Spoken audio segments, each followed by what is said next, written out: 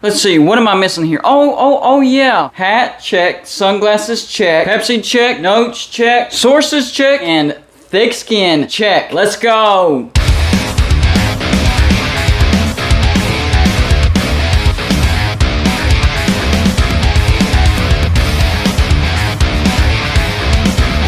Welcome back to Going to Blue Dude, everybody, and all we do here is college football. So if you're a college football fan, go ahead and hit the like and subscribe button. And as always, feel free to send gear to represent you and your team. Look around. That's what my background is made of. So if you want to be a permanent part of Going to Blue Dude and my background, send gear to represent yourself and your team to P.O. Box 360, Liberty, South Carolina 29657. Well, a great win for West Virginia. They beat Baylor at home 43-40. All is well in Morgantown, right? I don't know. Well, at least there's no Clowntoneer appearance for West Virginia, although there might be another appearance for something else. Just giving you a heads up on that. But for West Virginia, no Clowntoneer this week. West Virginia does grab a win. This was a crazy game. This is how the scoring set up for this game. In the first quarter, West Virginia scored a touchdown. Baylor scored a field goal. So we were up at the end of the first quarter, 7-3. In the second quarter, that was Baylor's quarter. They scored 21 points, and West Virginia only scored 10 points. So going into halftime, Baylor did lead 24-17. However, something key did happen in the second quarter. I'll get to that here in a minute. In the third quarter, West Virginia actually came out and won the third quarter. 2 touchdowns to Baylor's 1 touchdown. So that tied the score at 31. And then finally, the fourth quarter, West Virginia won that quarter as well, 12-9.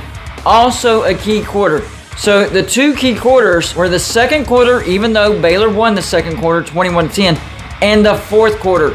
2 massive plays happened in those quarters. Now, for the second quarter, it was a scoop and score by Jasir Cox on a 65-yard touchdown run after Shapen inexplicably dropped the ball and he picked it up and ran the distance. I was excited. That kept West Virginia in the game because at that point, Baylor was going up by 2 scores. West Virginia would cut it to 1, and it would go back and forth like that. That gave West Virginia a chance to get within striking distance. And then another massive play that happened in the fourth quarter is Baylor actually scored a touchdown, but Dante Steele blocked the extra point, and Jacoby Spells took it to the house for 2 points for West Virginia. That was a 3-point swing right there because Baylor does not get the extra point, so a point is taken off the board for them, and West Virginia gains 2 points. There's your 3-point difference right there. So 2 massive plays for West Virginia in those 2 quarters. And we absolutely needed those 2 plays to win this football game.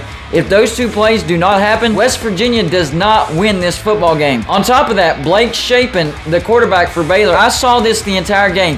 He was waiting till the exact last second to slide. And I was concerned because the first time he avoided disaster, our guys collided shoulder to helmet, and it kind of actually hurt one of our guys, but he kept doing it, and I was like, man, if he keeps doing this, something bad is going to happen. And that's exactly what happened. His last slide, of course, waited till the very last second to slide, and our defender was already in the motion of tackling. His shoulder hit him in the helmet. It wasn't a helmet-to-helmet collision. It was a shoulder-to-helmet collision. And of course, our defender was flagged for targeting. It was confirmed, and he was ejected. And I'm okay with that. I understand they went by the letter of the law, but you could tell immediately he was sad. He did not mean to do that. That was not on purpose. We were not trying to take out their quarterback. The problem is Shapen was waiting until the defender only had a split second to pull up whenever he slid. He cannot do that. You have to give yourself up before that time comes. But I understand the letter of the law, targeting upheld, so I'm okay with that. But a lot of the blame does go on Shapen. He cannot wait till the last second to slide. And that helped West Virginia as well. I don't wish any injuries on anybody, but if Blake Shapen stays in the game, Baylor probably wins the game as well. But even with that, Baylor gets 590 offensive yards. West Virginia gets 500, so they had a great offensive night. But almost 600 yards for Baylor, and they still lose. And that's because of those 2 massive plays, and their quarterback gets knocked out of the football game. Now, before he got knocked out, Blake Shapen was 14 for 22, 326 yards, and 2 touchdowns. And he didn't play half of the game.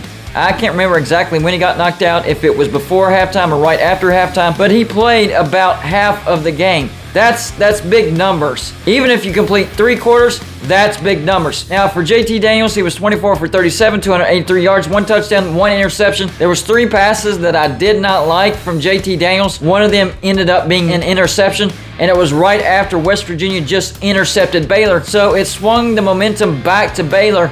Baylor did score on that possession, but that's when they missed the point after, and West Virginia took the 2-point conversion to the house. So it worked out for West Virginia. Running back Tony Mathis, he knew that C.J. Donaldson was not going to be playing this game, so he knew that he was going to have to shoulder the load, and yes, he did shoulder the load. 22 carries for 163 yards and 2 touchdowns. He's one of the main reasons why West Virginia won this football game, plus the 2 big plays I've already mentioned. Caden Prather, he's getting better and better and better as a wide receiver. 8 receptions for 109 yards and 1 touchdown. West Virginia does feel better about themselves. They're 3-3. 2 of their losses, close losses, pick 6 losses to Pitt and Kansas, but the other loss, a blowout loss to Texas. If what we saw against Texas doesn't happen again, West Virginia might be in good shape, but the problem is what we saw against Texas kind of happened against Baylor. A little bit on a smaller scale, but it still kind of happened. West Virginia really shouldn't have won this football game, but those 2 big plays and Shapen getting knocked out, Tony Mathis having a great game, allowed West Virginia to win this football game. So what about the rest of their schedule? Does West Virginia get to a bowl? Can they get to 7-5? I don't know. This is a tough schedule. They could still finish with a losing record because their next game is at Texas Tech. Lubbock has been a house of horrors for West Virginia. We have won there once or twice, but I don't think our defense is good enough to go in there and stop one of the best quarterbacks in the Big 12 right now in Donovan Smith. I think that's going to be a loss. So we're back to a losing record, 3-4. Neal Brown back on the hot seat, right? Number 13 TCU comes to Morgantown. This is a 50-50 football game. TCU looks great, but Baylor looked okay too before they came to Morgantown. Maybe West Virginia can pull off a miracle and beat TCU in Morgantown. If the better team wins, then TCU will win this football game. But maybe we can get some Morgantown magic and more than 50,000 fans pack the stadium because there was only around 45,000 for the Baylor game. We need more than 50,000 to beat TCU. Hopefully that happens. But I think West Virginia has a chance since it's in Morgantown. After that, on the road to Iowa State. Iowa State hasn't looked good, but they look good against Texas. Ames, Iowa has been a terrible place for West Virginia, so I'm going to chalk that up as a loss. Then we get Oklahoma at home. Oklahoma is not very good this year. They beat Kansas yesterday, but remember, Kansas didn't have their starting quarterback, and then their starting cornerback got knocked out before halftime. So Oklahoma beats Kansas by 10 points. I think Oklahoma is very beatable. In fact, I do think West Virginia beats Oklahoma. I am going to try to go to this football game because it's a very important football game. Might be our last chance of beating Oklahoma in the Big 12. So I have to be there because I think West Virginia has a great shot to beat them. So I'm actually giving West Virginia a win, a solid win there. After that, number 17, Kansas State at home. This is a 50-50 football game. Kansas State's a decent team, but I don't think they're quite as good as TCU. So if we can beat TCU at home, then I think we can beat Kansas State at home. I don't even think Kansas State is quite as good as Baylor. So the fact that we beat Baylor in Morgantown tells me we can beat Kansas State in Morgantown. So I'm actually going to switch that to a solid win. So that's 2 wins for sure. After that, on the road to Oklahoma State, there's no way we win that game. That's going to be a blowout loss. So 2 for sure wins, and then a 50-50 toss-up against TCU. So we're looking at either a 6-6 or 5-7 football record at the end of the year. Is 6-6 good enough to keep Neal Brown? 5-7, absolutely not. My limit was 7-5, but maybe 6-6 and winning our bowl can appease this fan base to where they'll give him 1 more year. We'll see what kind of players we have coming back for next year. This is a rough stretch to end the year. So even though we're really high right now, there's a lot of football to be played, and it's the toughest part of our schedule remaining that West Virginia has to go through. And don't get me wrong, the first part of our schedule was tough as well. I mean, a road trip to Pitt, Kansas turned out to be great. A road trip to Virginia Tech, even though they're bad, that's a tough road trip. We blew them out. Then a road trip to Texas, and then a home game against Baylor. That's a tough start to the season. 3-3, not what I was hoping. I was hoping for at least 4-2, maybe 5-1. So this back end of the schedule is a little bit rougher than that. Can we go 3-3 in the back half and at least get to a bowl? Y'all let me know in the comments section. Number 1, what do you think West Virginia's final record is going to be? And number 2, do you think Neal Brown keeps his job after the 2022 college football season? And if so, what record would it take to keep Neal Brown in Morgantown? That's all I got for you for this show. Like and subscribe if you haven't already, and I'll see you on my next show.